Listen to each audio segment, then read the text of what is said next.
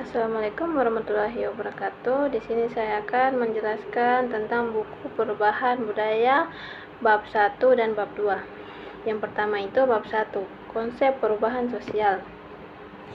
Bab 1 menjelaskan bahwa perubahan sosial budaya merupakan gejala yang pasti terjadi dalam kehidupan masyarakat.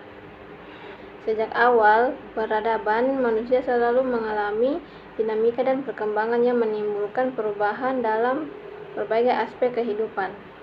Hal ini terjadi karena manusia memiliki sifat dasar untuk terus berkembang, beradaptasi, dan memenuhi kebutuhan hidupnya agar tetap bertahan atau survive.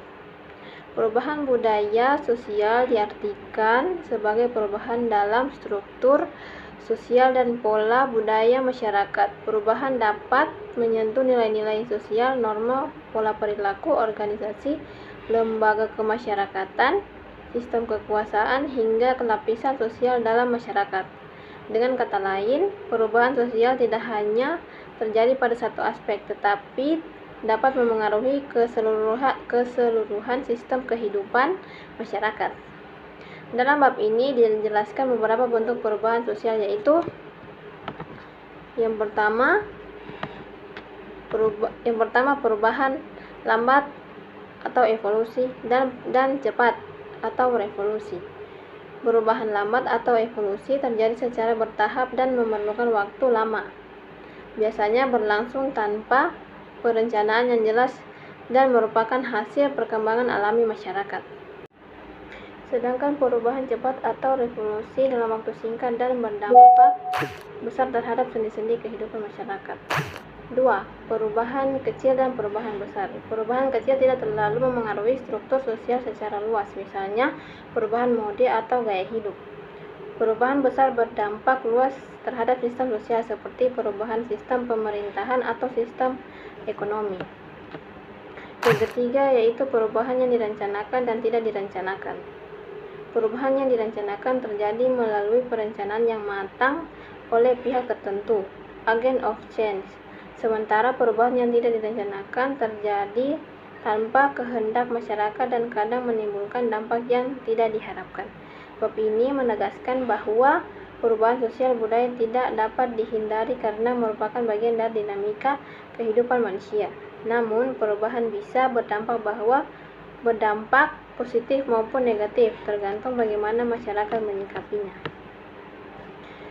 Lanjut di bab 2 yaitu konsep budaya.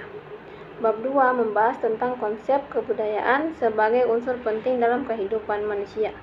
Dijelaskan bahwa manusia, masyarakat, dan kebudayaan merupakan satu kesatuan yang tidak dapat dipisahkan. Tidak ada manusia tanpa kebudayaan dan tidak ada kebudayaan tanpa manusia. Kebudayaan adalah hasil cipta rasa dan karsa manusia dalam kehidupan masyarakat.